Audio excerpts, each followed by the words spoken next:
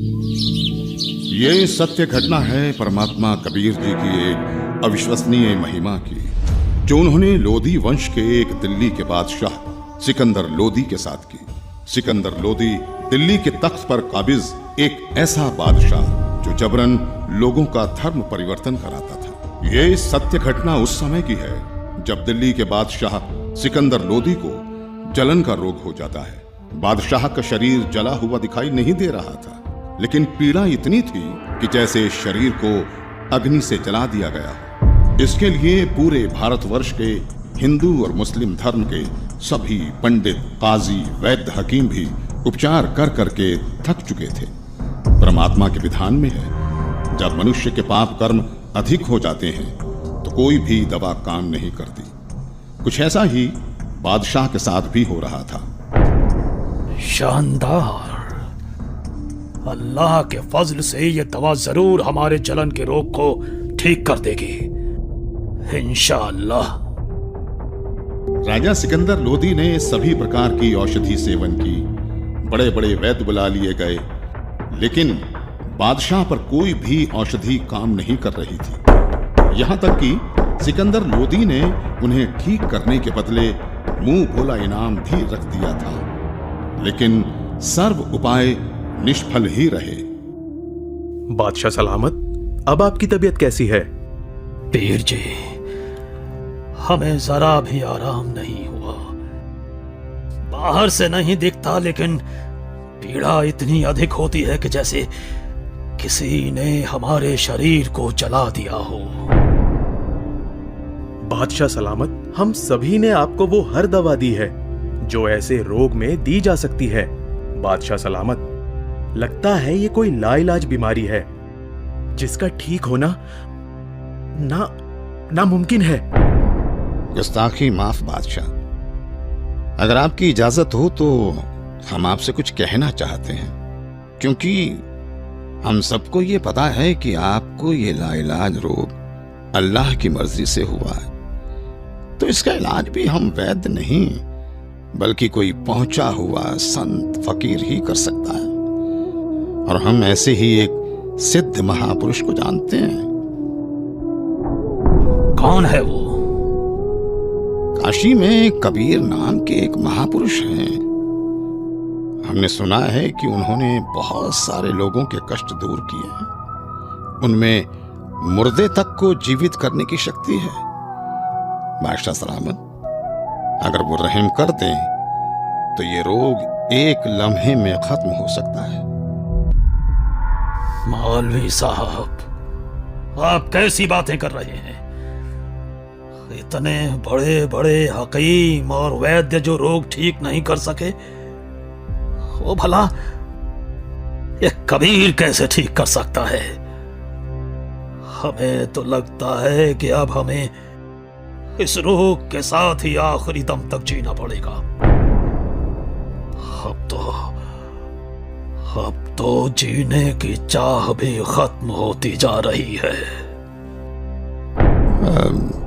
गुस्ताखी माफ करें जहांपना, लेकिन कबीर जी कोई साधारण पीर नहीं है। वो चाहें तो कुछ भी कर सकते हैं। ठीक है, हमारे काशी चलने का बंदोबस्त किया जाए।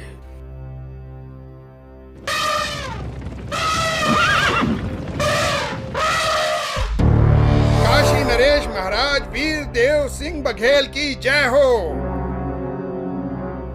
कहो दूत, क्या संदेश लाए हो?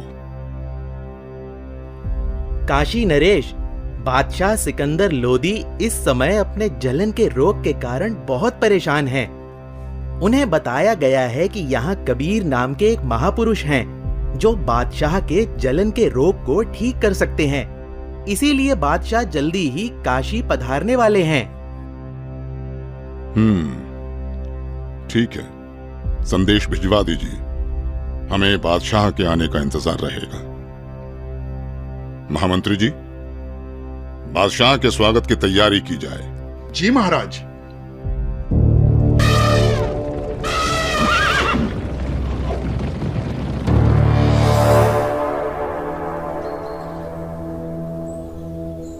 बादशाह सलामत, कृपया भोजन ग्रहण करें। वीरदेव, मैं तुम्हारी खातिरदारी से बहुत प्रसन्न हूं, लेकिन मैं कुछ भी खा नहीं सकता। मैं अपने जलन के रोग से बहुत ज्यादा परेशान हूं। इस समय पूरे जहां में हमसे ज्यादा दुखी कोई नहीं। मुझे मालूम हुआ है कि यहाँ काशी में कबीर नाम के कोई संत हैं। आप उनके बारे में जरूर जानते होंगे, इसलिए मेरी ख्वाहिश है कि आप हमें कबीर जी से मिलवाओ। सुना है इस पृथ्वी पर केवल वही एक हैं जो मेरे इस रोग को ठीक कर सकते हैं, वरना अब केवल आत्महत्या करना ही बाकी रह गया है। बादशाह सलामत, अब आप बिल्कुल ठीक जगह आ गए हैं। निश्चय ही अब आपका जलन का रोग ठीक हो जाएगा। ऐसी क्या खास बात है उन कबीर में, वीरदेव? हे दिल्ली के सम्राट, कबीर जी कोई साधारण व्यक्ति नहीं है, बल्कि भगवान खुद ही कबीर जी के रूप में आए हैं। यदि कबीर देव जी की दया दृष्टि हो गई तो समझो आपका कष्ट हमेशा हमेशा के लिए दूर हो जाएगा। इंशाअल्लाह। वीरदेव, अगर ऐसा है तो जल्द से जल्द उस संत को हमारे पास लाया जाए। आपका आदेश सर आंखों पर बादशाह सलामत, लेकिन मेरी अर्ज है आपसे। बेफिक्र होकर कहो। बादशाह, कहते हैं कि संत को कभी आदेश देकर नहीं बुलाना चाहिए, और कबीर प्रभु जी तो संतों के संत हैं। फिर भी यदि हम उन्हें आदेश देकर बुलवा भी लें और उन्होंने आपके रोग को दूर करने की कृपा ही नहीं की, तो फिर उनका आना ना आना एक समान होगा। आप दिल्ली के सम्राट हैं, किंतु बादशाह, मेरे हिसाब से कबीर परमेश्वर जी को बुलाने की बजाय खुद चलकर उनके द्वार पर जाना चाहिए, उनके आगे नतमस्तक होना चाहिए। तभी संत प्रसन्न होकर अपनी कृपा बरसाते हैं। इसलिए मेरा अनुरोध है कि हमें खुद ही कबीर प्रभु के पास चलना चाहिए। बाकी आप जैसा आदेश दें।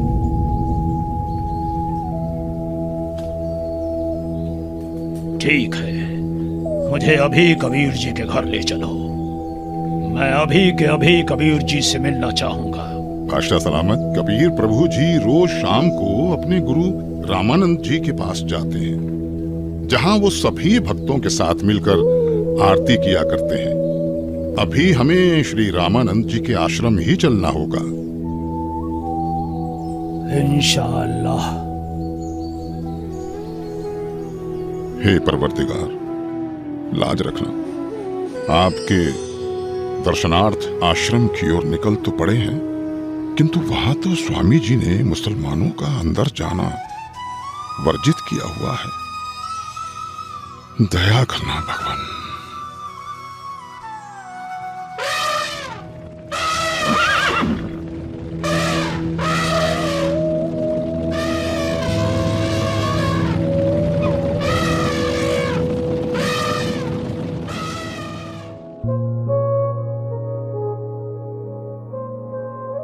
हे भक्त, क्या कबीर जी आ चुके हैं? अभी नहीं आए हैं राजन, आने ही वाले हैं। इस समय वो अवश्य आते हैं। कोई बात नहीं वीरदेव, चलो अंदर आश्रम में बैठकर कुछ देर इंतजार कर लेते हैं। जी बादशाह सलामत। भगत जी, एक बार आप स्वामी रामानंद जी से आज्ञा लेकर आइए कि दिल्ली के बादशाह सिकंदर लोदी आए हैं, आपके दर्शन करना चाहते हैं और कबीर जी से मिलना चाहते हैं। कबीर जी आए तब तक यहां आश्रम में कुछ देर आपके पास बैठना चाहते हैं।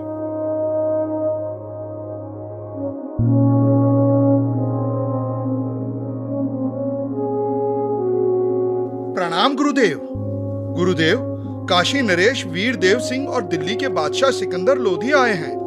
उनको कबीर जी से मिलना है। उनके आने तक वो आश्रम में बैठकर इंतजार करना चाहते हैं। क्या कहा? सिकंदर लोधी? जी गुरुदेव।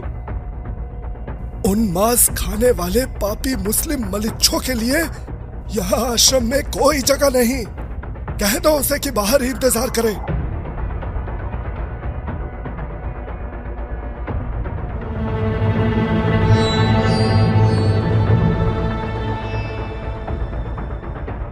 हे राजन, स्वामी जी ने बादशाह को अंदर आने से मना कर दिया है। मुसलमानों का आश्रम में प्रवेश निषेध है। हम मलेच्छ हैं तो कौड़ी का ऋषि अगर हमें ऐसा कह सकता है, दिल्ली के बादशाह को ऐसा कह सकता है, तो आम मुसलमानों को तो न जाने क्या क्या कहता होगा। माफ करें, पर आप अंदर नहीं जा सकते। बादशाह, शांत हो जाइए, रुक जाइए। आ जाओ यहां से।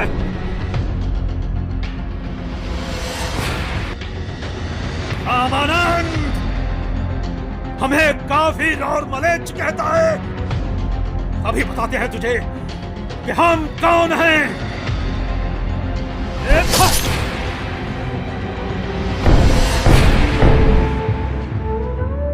हे कबीर प्रभु, ये क्या किया आपने?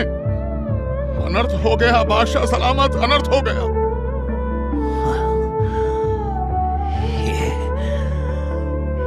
ये मैंने क्या कर दिया? मैं निहायत ही नीच किस्म का व्यक्ति हूं। वीरदेव आया था अपना रोग ठीक कराने, और जिसके पास आए उसके गुरु को ही मार दिया। या अल्लाह, कितने गुनाह किए हैं मैंने, माफ कर दो मुझे। वीरदेव, यहां से वापस चलो। कबीर जी अब कभी मेरे रोग को ठीक नहीं करेंगे। अगर मैं उनके सामने रहा तो वो जरूर मुझे बद्दुआ देंगे। इसलिए यहां से अभी के अभी चलो। जैसा आपको सही लगे बादशाह, चलिए। कबीर प्रभु जी सामने है बादशाह सलामत। दो राजा एक साथ? काशी नरेश और दिल्ली के बादशाह का इस गरीब के पास कैसे आना हुआ? कहो, कैसे आगमन हुआ?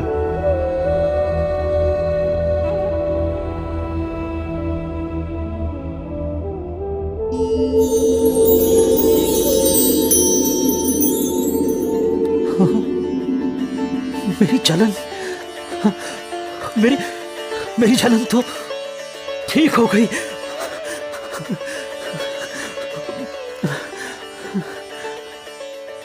हे अल्लाह की ज़ात, मुझे माफ कर दो। मैं बहुत नीच आत्मा हूं, मैं बहुत पापी हूं। क्या बात है राजन?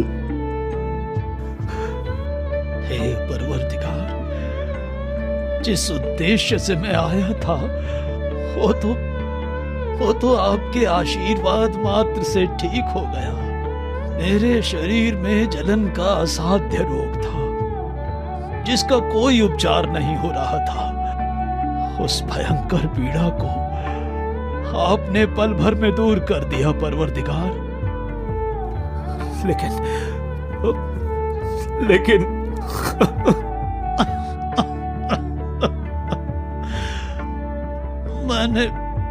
मैंने एक जुल्म कर दिया। मुझे माफ कर दो परवरदिगार, मुझे माफ कर दो। आप इतने दुख से भरे हुए और डरे हुए क्यों हैं? भगवान, हमें माफ कर दो मुझे। ठीक है, मैंने माफ किया। नहीं परवरदिगार, आप मुझे माफ नहीं करेंगे। राजन, आप व्यर्थ में व्याकुल ना हो। मैंने आपको माफ कर दिया। बताओ क्या हुआ? मुझसे एक निहायत ही बड़ा अपराध हो गया है। अगर आप उस अपराध को सुनेंगे तो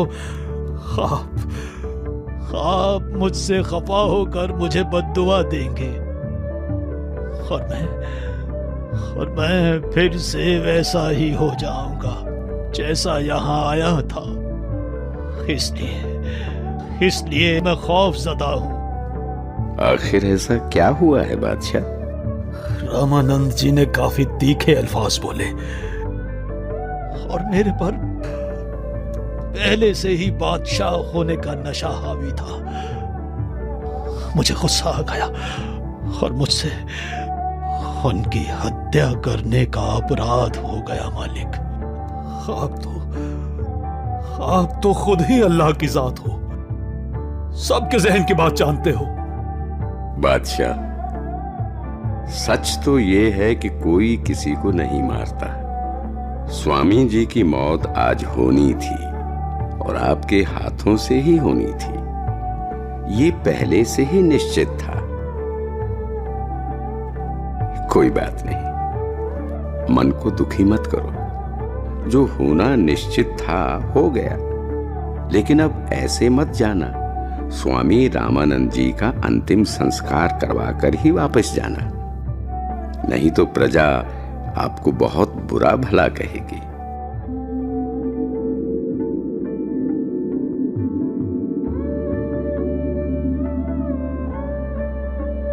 वीरदेव, आज मुझे अल्लाह मिल गए, ऐसे महापुरुष जिनके आशीर्वाद देते ही मैं स्वस्थ हो गया। और मैंने इतना जुल्म किया, फिर भी उन्होंने मुझ पर गुस्सा तक नहीं किया। राजा ने ये क्या किया? अनर्थ हो गया।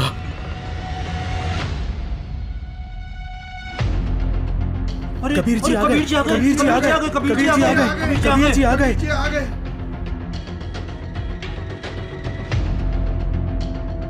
हे भगवान, सिकंदर लोधी ने अपने गुरुदेव की हत्या कर दी। अरे नादानो, कोई किसी को नहीं मारता। अपने गुरुदेव के प्रारब्ध में था इनके हाथों मरना। नहीं तो कहां सिकंदर लोधी बादशाह दिल्ली से चलकर यहाँ अपने आश्रम में आए। इनका तो कोई मतलब ही नहीं बनता यहाँ आने का। भक्तों, अपने गुरुदेव जी का संस्कार इन्हीं के हाथों मरने का था। अरे ये तो फिर से आ गया। अब ये क्या करेगा? गुरुदेव, आरती का समय हो गया। आपके सारे भक्त आपकी प्रतीक्षा कर रहे हैं। उठिए गुरुदेव। हे भगवान, हे गुरुदेव, यहां आपके बच्चे खड़े हैं।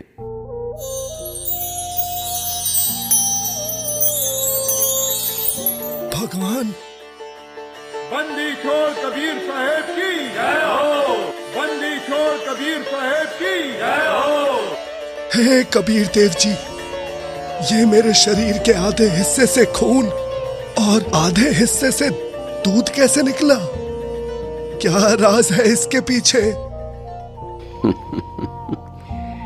गुरुदेव, आप तो परम ज्ञानी हो, आपको तो सब पता है।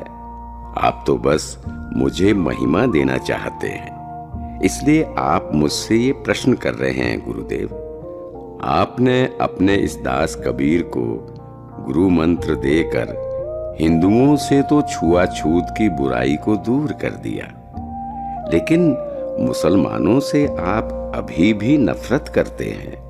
गुरुदेव, कोई भी जाति, धर्म, मजहब बुरा नहीं होता। लोग बुरे हो सकते हैं, हम उन्हें सही रास्ते पर ले जाने ही आए हैं। हम उनकी बुराई को दूर करेंगे, ना कि उन्हें खुद से दूर करेंगे। आप अभी तक मुसलमानों से नफरत करते हो, आप मुक्ति प्राप्त नहीं कर सकोगे। मैंने तो अपना सारा जीवन ही मुक्ति पाने के मार्ग में लगा रखा है। अब मैं क्या करूं? हे भगवान, मुझ पर दया करो। राजन, मैं तो बहुत ही निकृष्ट इंसान हूं। पहले भी मैं ब्राह्मणों के अलावा किसी को अपने पास नहीं आने देता था, और अभी भी मेरे अंदर ये दोष था कि मैं मुसलमानों से नफरत करता था। लेकिन आज परमात्मा कबीर जी की कृपा से मेरे मन से ये मैल चला गया। दुनिया के लिए मेरे शिष्य बनकर लीला कर रहे हैं, किंतु सच तो यही है कि ये सर्व सृष्टि रचनहार है, और मैं भी इन्हीं की शरण में हूं। राजन, मैंने तुम्हें बहुत बुरा भला कहा, मुझे क्षमा करना। मुझे माफ करें गुरुदेव, मैं एक नीच इंसान हूं। मैंने भी बिना सोचे समझे आप जैसे महापुरुष की हत्या कर दी। वो तो मेरी खुशकिस्मती है कि आज मुझे परमात्मा कबीर देव जी के रूप में खुद अल्लाह ही मिल गए। मेरा भी न जाने कौन से जन्म का पुण्य फल उदय हुआ कि मुझ नीच को आप कबीर प्रभु मिल गए। मैंने तो अपने आप को मनुष्यों में सर्वश्रेष्ठ मान लिया था, लेकिन आपकी लीला से मुझे पता चला कि मैं तो कितना निकृष्ट था। आपने ये लीला मुझे सतमार्ग पर लाने के लिए ही की है। मैं तो धन्य हो गया। बंदी छोड़ कबीर साहेब की जय हो। बंदी छोड़ कबीर साहेब की जय हो। बंदी छोड़ कबीर साहेब की जय हो।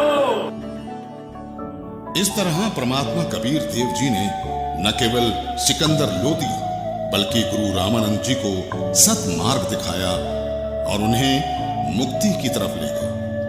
ये अनमोल ज्ञान जगत गुरु तत्वदर्शी संत रामपाल जी महाराज के सत्संगों का अंश मात्र है। संपूर्ण आध्यात्मिक ज्ञान के लिए सुनिए संत रामपाल जी महाराज के मंगल प्रवचन।